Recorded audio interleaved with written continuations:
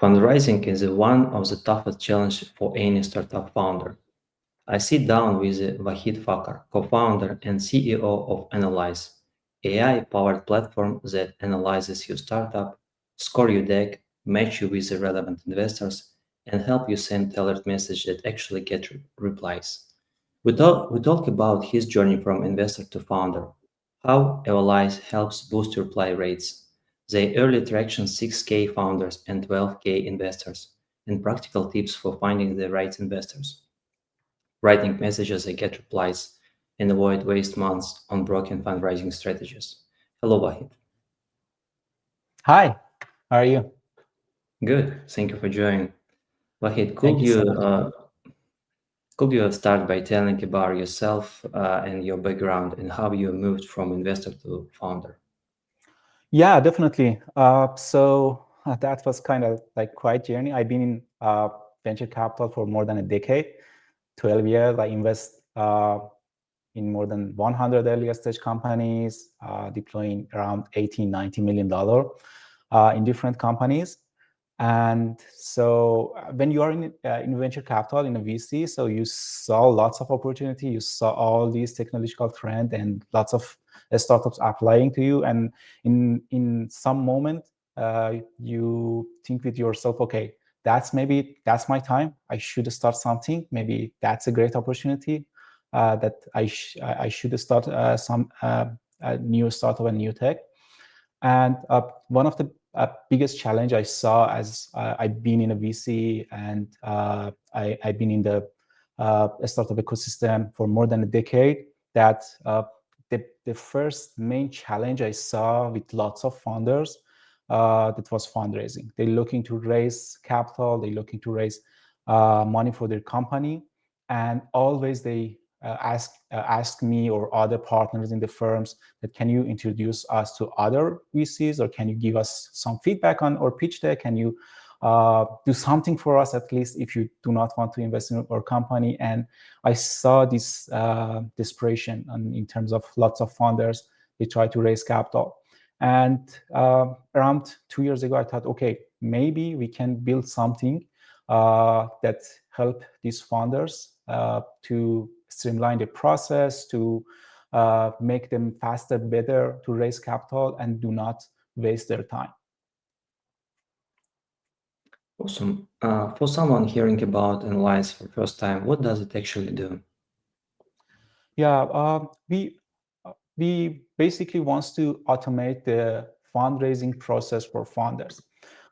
It starts with understanding and analyzing your business. When startups founders talk about or upload some document about their business on Evalyze, we analyze their business. We got a deep understanding what they are doing, what their market landscape, what their market size, what their competitor, and what's the opportunity ahead.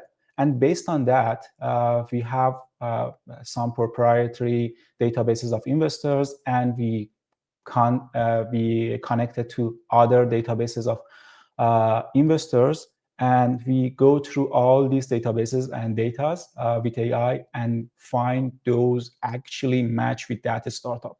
We try to find those active investors that actually looking for startups like that specific startup start raising their starting the process in Evalyze. So basically, it's we try to solve first of all the coaching and give them deep understanding on their business and how they should start their fundraising. It's kind of like a fundraising coach for them. And second of all, we connect them with the fit and right investors. After startups kind of like create their fundraising campaign, we list and match all those investors based on more than 50 data points. We try to match 50 data points that if you want to connect to someone, you kind of like can make sure and have more confidence that that person can be a great fit for your company. You created something called the Investor Readiness Score. What does it measure and how it works? So we at the start, it was really important for us to have a fine-tuned model that kind of can rank and understand each startups with their requirement and criteria individually really great. So based on that, we went through all these startup databases and find and gather more than 8,000 successful raises happen in early stage companies. And based on that, we trained our model. So each startup can get their score. It's kind of like credit score, but for their company, that we compare them with more than 8,000 successful companies, and we gave them a confidence. So for example, if they have a score more than 700, it's kind of like credit score. If they have had a score more than 700, so they have more chance to raise capital. And if they have lower score, we gave them option to improve their score. So for example, if they do not have enough traction, if they do not have enough data about the problem or enough validation about the solution they want to provide. So we gave them a recommendation and option to improve that, especially in terms of their document, and they can improve their score. And then when they reach to a threshold of a great score, so they can start their fundraising with us. So it's basically an improvement tracker for startups. And can you walk us through a typical founder journey from uploading their deck to actually landing investor calls? Yeah, definitely. So basically, they can start their profile with some simple question about themselves, about their company, about the location, and they can give us their website for more understanding if they have a landing page.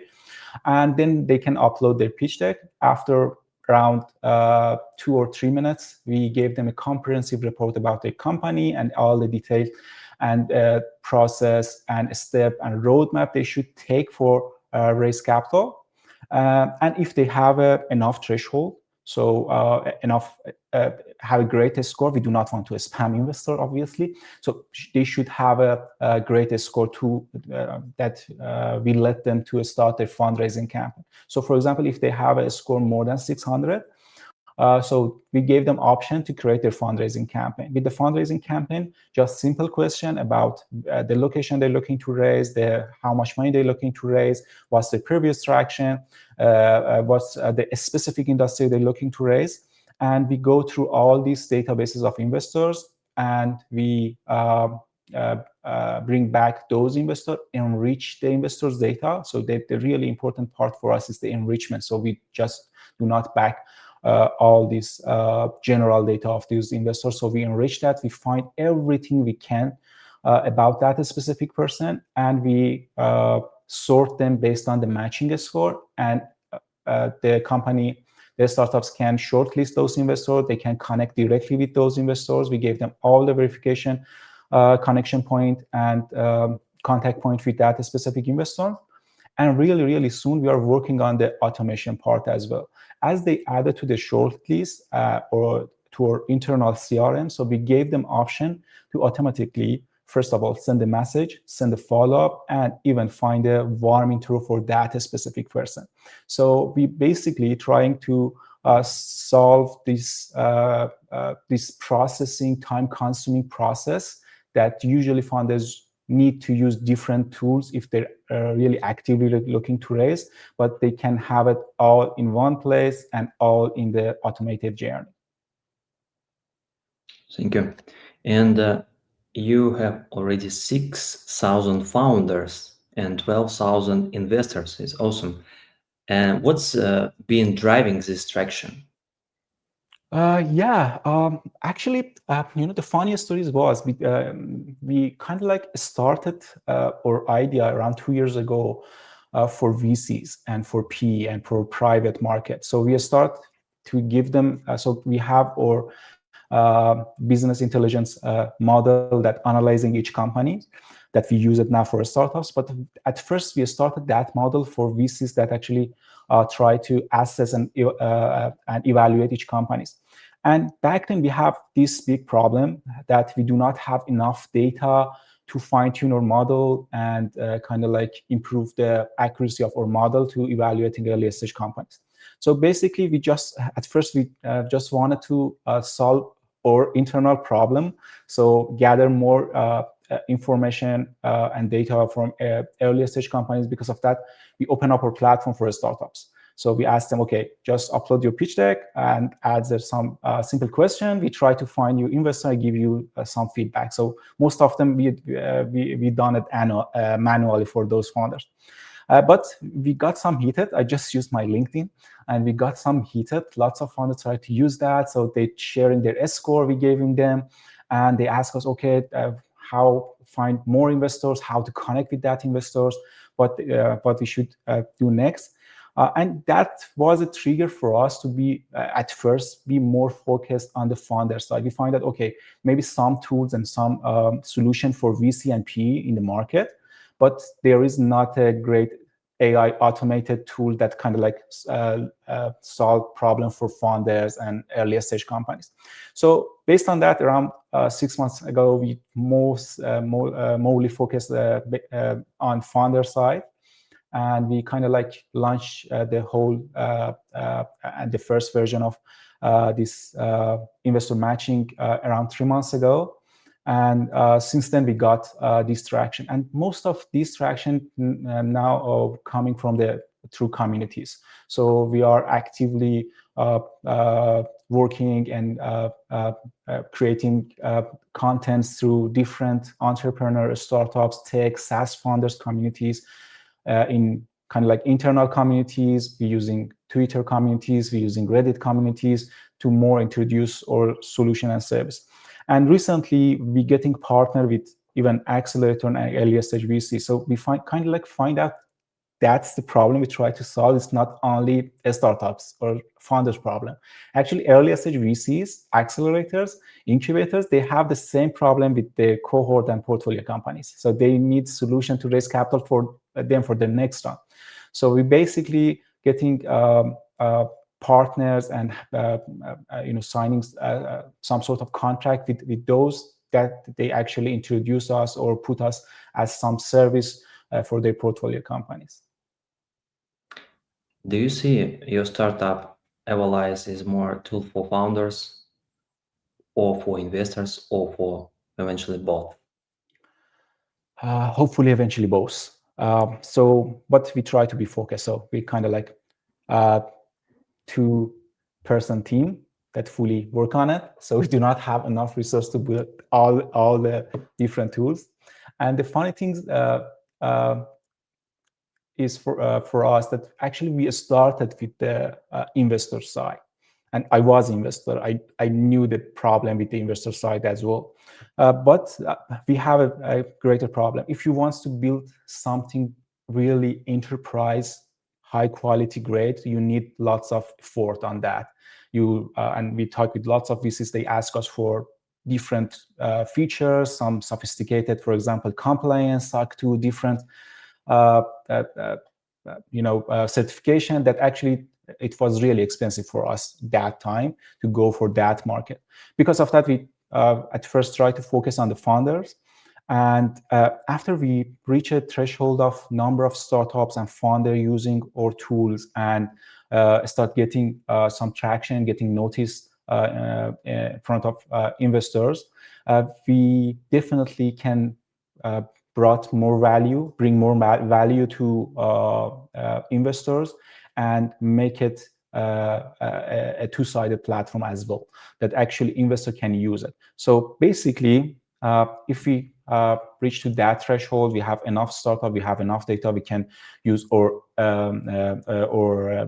internal training on those data. We can offer investors more option in terms of kind of like assessing and evaluating companies, plus a great tools for them to scouting top companies, because we have those companies on our platform. We know their size, we know what they're doing, we know how much they're try to raise. So if they're looking for special signals, that the way we can provide them and offer them. But I think at least for the next 6 or 9 months, we try to mostly focus on the founder sides. And on what market are you focusing? North America, Canada, US, Europe, or globally? Yes, kind of like we saw the traction from all around the world. One of the most paying customers now they are in the UK that actually use our platform. But at first, because we mainly targeted North America market, US and Canada, so we got more investor data and profiles in North America region. But we got uh, some traction and see lots of need in Europe. And recently we got see some traction and some need in Singapore, in South Asia, in Middle East. So we think that, okay, we should add more exposure to those markets, especially add more investors data of those markets. So we saw those startups coming. But mainly we try to, first of all, be really well structured, especially in North America. But we try to add value to those companies that actually using us overseas. Okay, thank you. Let's talk about your business model. What's monetization model has worked best for Evalyze so far, and how do you see it evolving as you scale? We kind of started with a simple monetization model, just a simple subscription. So they can subscribe us as a monthly or as an annually with a great discounts. But and the funny thing is around 70-80% of our user now using us or subscribe us annually. But as we grow, as I mentioned, so we have some enterprise client now, some accelerators, angel groups. They try to using us for their portfolio company. So we kind of like figured out how we should price that, and the pricing model is kind of like totally different that we price it for startups. So we got our first contracts now, and some of those contracts works greatly for us, but we try to learn how we should kind of like trim more business model for those enterprise market as well. But eventually, I think in the 6 or 4 months after we add more automation feature, that we add more AI agents and we kind of like burn more AI credits. So we go through a combination of subscription plus credits. So each founder, each startups have a starting point credit, and they can buy more credit if they want to go and to reach more investors or add more features. Yeah. And what's the most common mistake you see founders make when trying to raise capital? Spray and pray. A simple word, spray and pray. So they try to kind of like approach investor as kind of like cold messaging, cold emailing, like they approaching, for example, B2C users. So we send them everything, to send them some blunt message. So that usually doesn't work. But I think the best thing, and all the people, all the founders, we know, no founders, even, well-networked founders, they do not have enough network to just go for warm intro, just go to referrals, and even we find some kind of like amazing data that we find out more than 90% of fundraising communication go through calls. So just 10% of communication is the warm intro.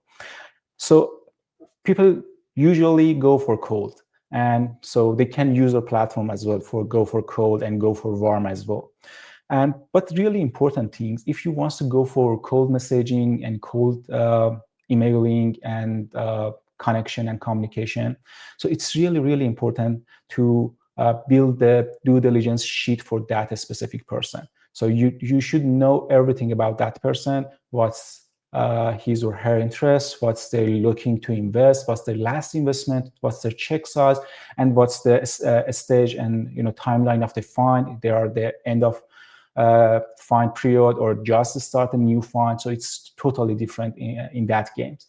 And basically, if you want to go through the cold outreach, and I just want to share something we saw happening through our platform. So people when try to connect with investors through Twitter or X and LinkedIn, they got more reply and more conversion rather than email. So the first thing first, I think you should prioritize Twitter and LinkedIn if you want to connect coldly with some people, and then go for email. And the second thing I think is really, really important, short messaging, just short messaging, maybe 3 sentences the most, and try to make it as who you are, introduce yourself, what you are, why you are connecting, and what's your ask. That's it.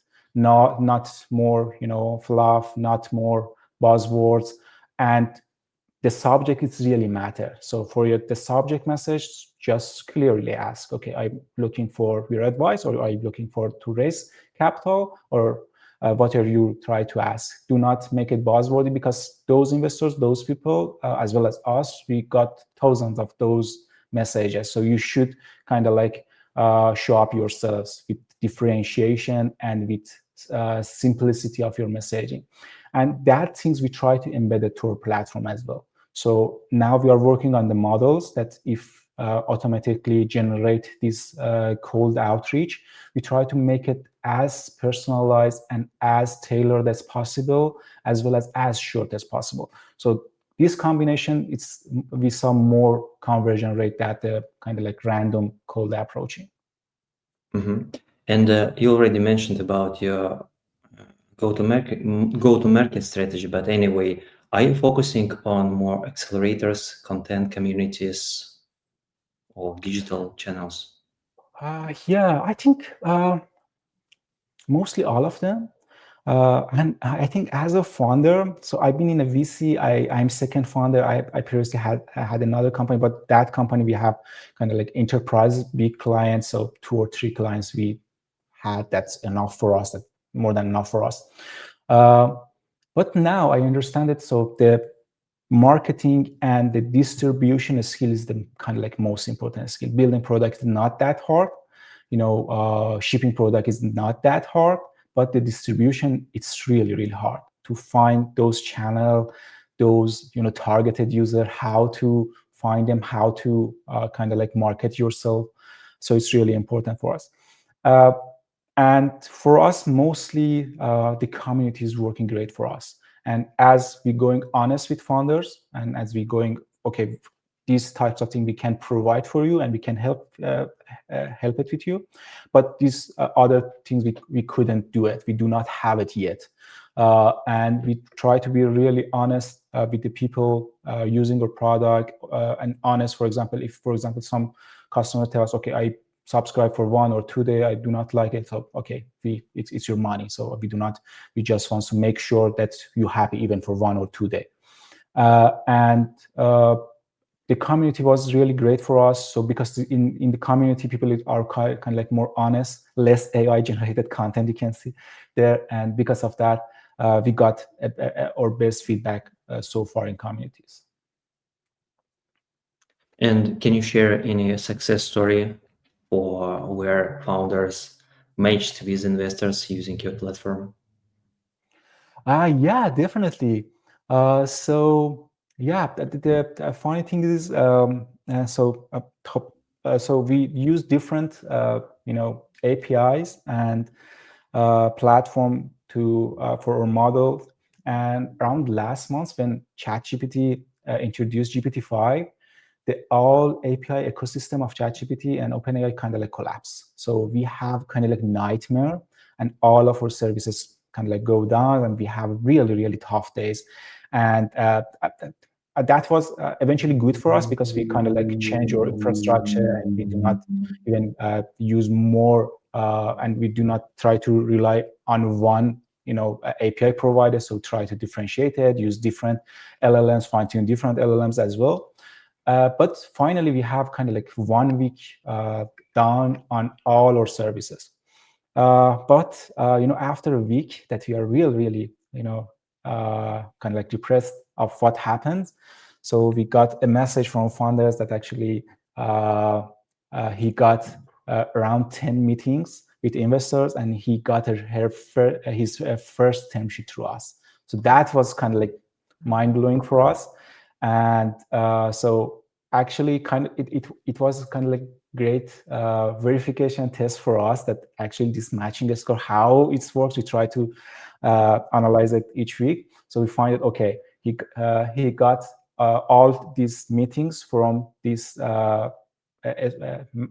matched investor. We matched with them, so we top matched investors, and actually he raised for the second person we matched.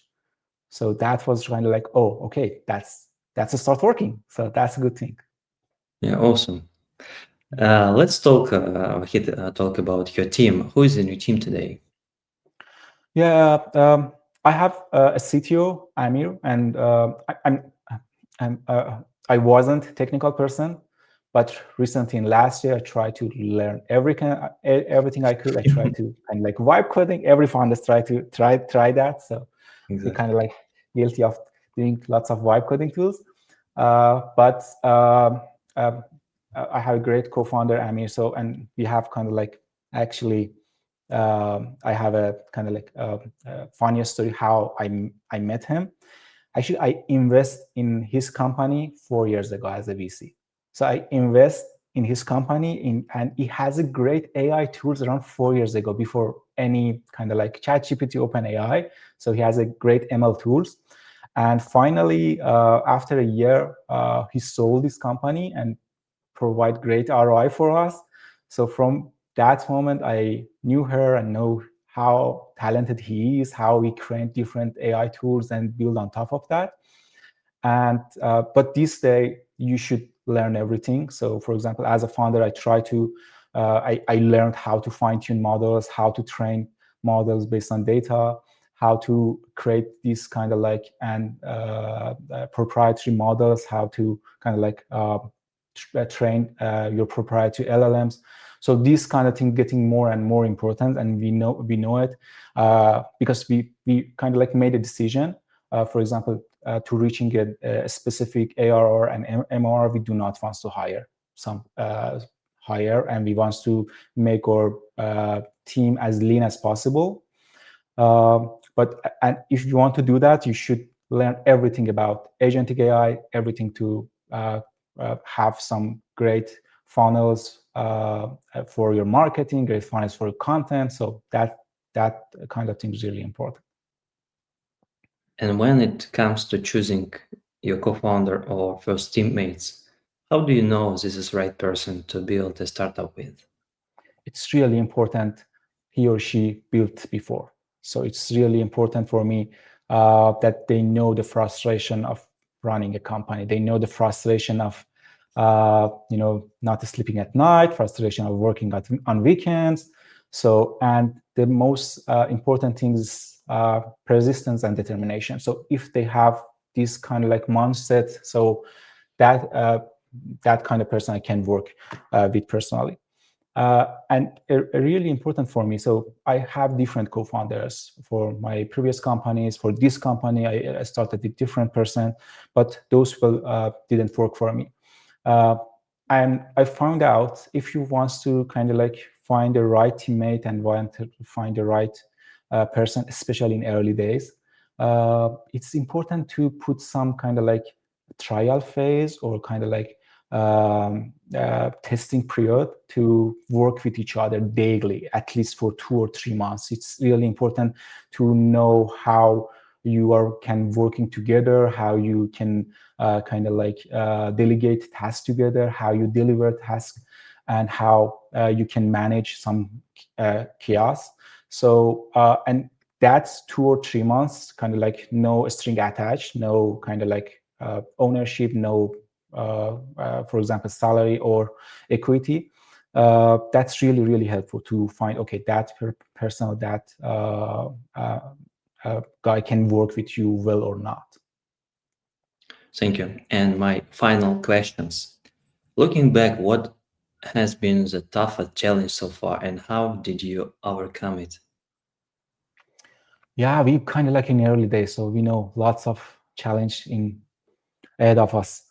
And but one of the first thing happened for me, especially in this company, I got lots of rejection, and it was really hard for me to handle those negativity, those lots of no emailers, rejection emailers, and so it was really hard for me. And I started with a big mistake. I start fundraising really soon for myself. So I start, for example, okay, I have a product, I have this early traction, invest on me.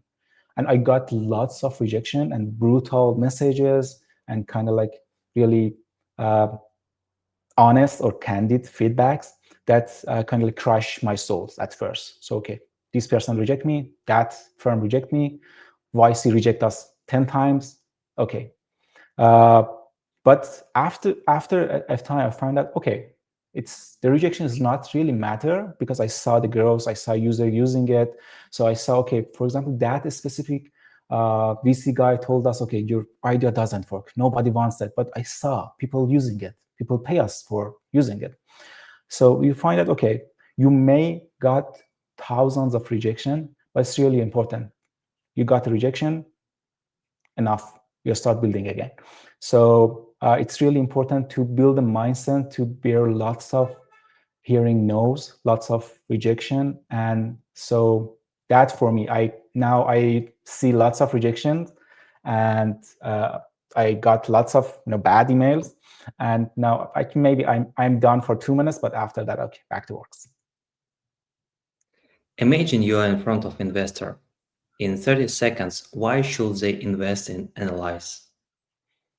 So if they want to invest in Evalyze, so it's kind of like the funny story I start to pitch myself, that when startups wants to get investor or raise, they're looking for smart investors. Do not bring only money, bring value, connection, network. But when I pitch myself to investors, I usually tell them, okay, if you invest on me, you just not invest on me, you invest on a smart opportunity for yourself. Because if you invest on us, not the upside you can see, but also because we have access to thousands of opportunity and startups, so we can be a great deal for you to find best and better deals. So just invest on us. And finally, what's one piece of advice you give to someone starting their first startup today? The most important thing, I think, it's uh, cut the cut the noise. So you saw lots of noises. You saw lots of people, especially if you are in the community and different community. You see lots of memes and people brag themselves about lots of achievement, and you try to compare yourselves with those people. But it's really important to remind you yourselves that you can be that person, but your timeline is totally different. So it's really important to just compare yourself with you and compare yourself now with your previous version, and uh, be patient. So the process is really frustrating. The founder journey is really hard and need lots of resistance.